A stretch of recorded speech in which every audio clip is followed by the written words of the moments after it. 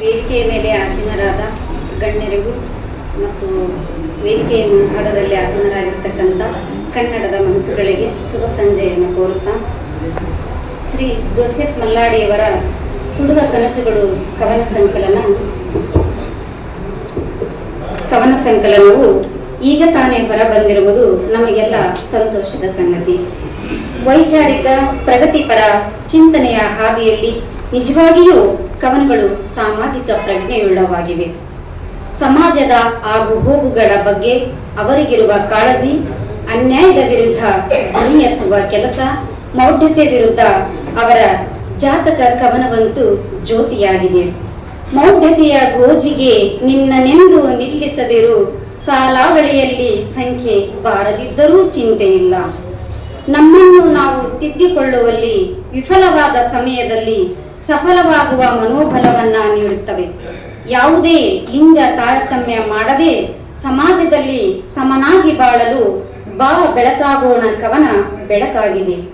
ನಾನು ಗಂಡು ನೀನು ಹೆಣ್ಣು, ನಾನು ಗಂಡು ನೀನು ಹೆಣ್ಣು, ಅವರು ಇವರೇಕೆ, ಬಾ ನಮ್ಮಂತೆ ಇರುವ ಪ್ರೀತಿಗೆ ಜನ್ಮ ನೀಡೋಣ. ಪ್ರೀತಿ, ಸೌಹಾರ್ದತೆ, ಭಾವೈಕ್ಯತೆಯಿಂದ ಜೀವನ ನಡೆಸಲು ಸಹಕಾರಿಯಾಗಿವೆ. ನಮ್ಮೊಳಗೆ ಇರುವ ಶಾಂತಿಯನ್ನ ಇನ್ನಷ್ಟು ಮತ್ತಷ್ಟು ಮನಸ್ಸನ್ನ ಶಾಂತಗೊಳಿಸುವಷ್ಟು, ಎಲ್ಲವನ್ನೂ ಮರೆತು ಮೌನವಾಗುವಷ್ಟು ಆ ಬುದ್ಧ ಪ್ರಬುದ್ಧ ನಾಟಕದಲ್ಲಿ ಅವರ ಬುದ್ಧ ಪಾತ್ರವೇ ನಮಗೆ ದಾರಿದೀಪವಾಗಿದೆ. ಕಿತ್ತು ತಿನ್ನುವ ಬಡತನ ದೇವರ ಹೆಣ ನಾಟಕದ ಅವರ ಡೊಣ್ಣಿ ಪಾತ್ರವಂತೂ ಅದು ಎಂತಹ ಕ್ರೂರ ಹೃದಯದಲ್ಲಿರ್ತಕ್ಕಂಥ ಕರುಣೆಯನ್ನು ಸಹ ಅದು ಕರುಣಿಸಬಲ್ಲದು. ಪ್ರೀತಿಗೆ ಮನ್ನಣೆ ನೀಡದೆ ಧರ್ಮದ ಜಾತಿಯ ಕಿಚ್ಚು ಹಚ್ಚಿ ಹತ್ಯೆ ಮಾಡುವವರ ಬಗ್ಗೆ ನೋವನ್ನು ವ್ಯಕ್ತಪಡಿಸಿದ್ದಾರೆ. ಮನ್ನಣೆ ಇಲ್ಲದಲ್ಲಿ ಕ್ಷಣ ಹೊತ್ತು ನಿಲ್ಲದಿರು ಪ್ರೀತಿ, ಮನ್ನಣೆ ಇಲ್ಲದಲ್ಲಿ ಕ್ಷಣ ಹೊತ್ತು ನಿಲ್ಲದಿರು ಪ್ರೀತಿ. ಈ ಜನ ಮರ್ಯಾದೆ ಹತ್ಯೆ ಹೆಸರಲ್ಲಿ ಕೊಂದು ದಣಿವಾರಿಸಿಕೊಳ್ಳುತ್ತಾರೆ. ಈ ನೆಲದಲ್ಲಿ ನಿರಂತರವಾಗಿ ನಡೆಯುತ್ತಿರುವ ಅನ್ಯಾಯ, ಹೆಣ್ಣಿನ ಶೋಷಣೆ, ದೌರ್ಜನ್ಯ, ಕಪಟ ರಾಜಕೀಯ, ಭ್ರಷ್ಟಾಚಾರ, ಬಡವರ ಶೋಷಣೆ, ಅಸ್ಪೃಶ್ಯತಾಚರಣೆ, ಹೀಗೆ ಹಲವು ವಿಷಯಗಳ ಮೇಲೆ ಅವರು ಕವಿತೆ ಬರೆದಿದ್ದಾರೆ. ಅಮಾನವೀಯತೆಯ ಸಮಾಜದ ವಿರುದ್ಧ ಕವಿಗಳಲ್ಲಿ ಆಕ್ರೋಶವಿದೆ. ಜೊತೆಗೆ ಶಾಂತ ರೀತಿಯ ಉತ್ತರವೂ ಇದೆ. ಮೃದು ವಿಡಂಬನೆಯ ಮೂಲಕ ಸಾಹಿತ್ಯವನ್ನ ಕಟ್ಟಿಕೊಟ್ಟಿದ್ದಾರೆ.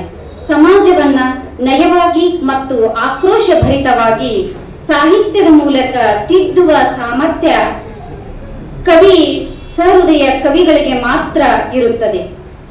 ಅಸಮಾನತೆಯ ಬದುಕಿನಲ್ಲಿ ಸಮಾನತೆಯನ್ನು ಬಯಸುವ ಈ ಸಮಾಜದ ಕಟ್ಟ ಕಡೆಯ ವ್ಯಕ್ತಿಗಳ ಸಮುದಾಯದ ಬಗ್ಗೆ ಅವರಿಗೆ ಅಪಾರ ಗೌರವವಿದೆ. ಅವರನ್ನು ಉನ್ನತ ಮಟ್ಟಕ್ಕೆ ಕೊಂಡೊಯ್ಯಬಲ್ಲ ಶಕ್ತಿ, ಸಾಮರ್ಥ್ಯ ಸಾಹಿತ್ಯಕ್ಕಿದೆ ಮತ್ತು ಕವಿಗಳಿಗಿದೆ.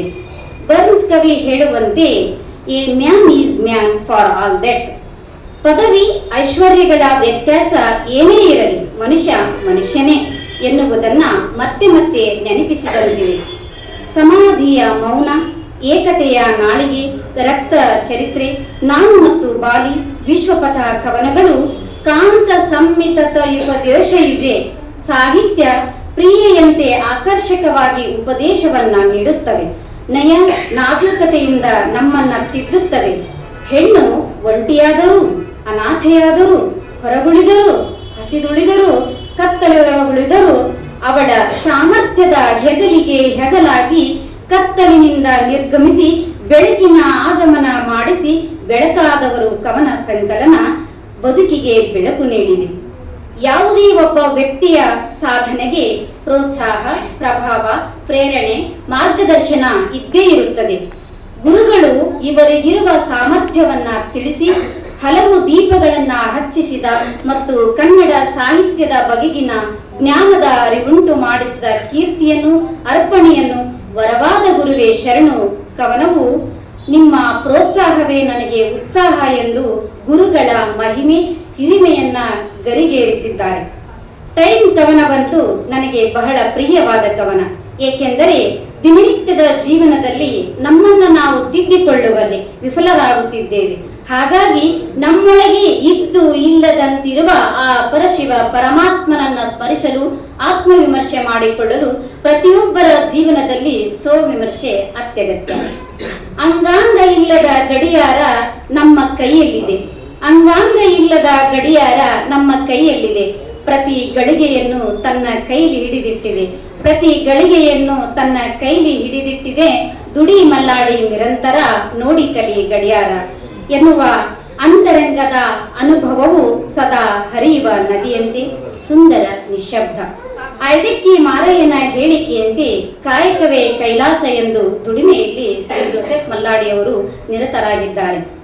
ನೇರ, ನಿಷ್ಠೂರ, ಸತ್ಯದ ಪರ ಕಠೋರವಾದ ನಿಲುವುಗಳಿಗೆ ಟೀಕೆಗಳು ಇದ್ದೇ ಇರುತ್ತವೆ. ಮಾತಂದ್ರ ಚೇಳು ಕಡಿದಂಗ ಏರ್ಬೇಕಾದವ್ರಿಗೆ ಏರ್ತೈತಿ, ಉರಿಬೇಕಾದವ್ರಿಗೆ ಉರಿತೈತಿ. ಯಾಕಂದ್ರ ನನ್ ಮಾತಂಗ. ವಿಶ್ವಪಥ ನಿನ್ನೆ ಮತ್ತು ನಾಳೆ ಕವನಗಳು ಈ ನೆಲದ ಆದರ್ಶ ವ್ಯಕ್ತಿಗಳ ತತ್ವ ಪಾಲನೆ ಮತ್ತು ಜೀವನದಲ್ಲಿ ಮಾನವೀಯ ಮೌಲ್ಯ ಅಳವಡಿಸಿಕೊಳ್ಳಲು ಮಾರ್ಗದರ್ಶನ ನೀಡುತ್ತವೆ. ಸೃಜನಶೀಲ ವ್ಯಕ್ತಿತ್ವಕ್ಕೆ ಮನ್ನಣೆ ದೊರೆಯುತ್ತವೆ. ಯುವ ಕವಿಗಳು ಯುವ ಪೀಳಿಗೆಯ ಜೀವನಕ್ಕೆ ಸ್ಫೂರ್ತಿಯಾಗಿ ನಮ್ಮನ್ನ ಎಚ್ಚರಿಸುತ್ತಾರೆ. ಪ್ರತಿಯೊಂದು ಕವನವು ಸಹೃದಯ ಓದುಗರ ಸಾಹಿತ್ಯಾಸಕ್ತಿಯನ್ನ ಹೆಚ್ಚಿಸಬಲ್ಲ, ಸೃಜನಶೀಲ ವ್ಯಕ್ತಿತ್ವವನ್ನ ಸೃಷ್ಟಿಸಬಲ್ಲ, ಹೃದಯವನ್ನ ಸ್ಪರ್ಶಿಸಬಲ್ಲ ಕವನಗಳಾಗಿವೆ. ಪ್ರಿಯ ಓದುಗ ಸಹೃದಯಗಳೇ, ಕಿಂಚತ್ತು ಚೌಕಾಸಿ ಮಾಡದೆ ಕವನ ಸಂಕಲನಕ್ಕಾಗಿ ನಮ್ಮ ಸಮಯವನ್ನ ಮೀಸಲಿಟ್ಟು ಕವನಗಳನ್ನೊಮ್ಮೆ ಮೌನದಲ್ಲಾಗಲಿ ವಾಚನದಲ್ಲಾಗಲಿ ಒಂದೊಮ್ಮೆ ಉಚ್ಚರಿಸಿ ಬಿಡೋಣ ನಮ್ಮದೇ ಧ್ವನಿಯಲ್ಲಿ. ನಮಸ್ಕಾರ.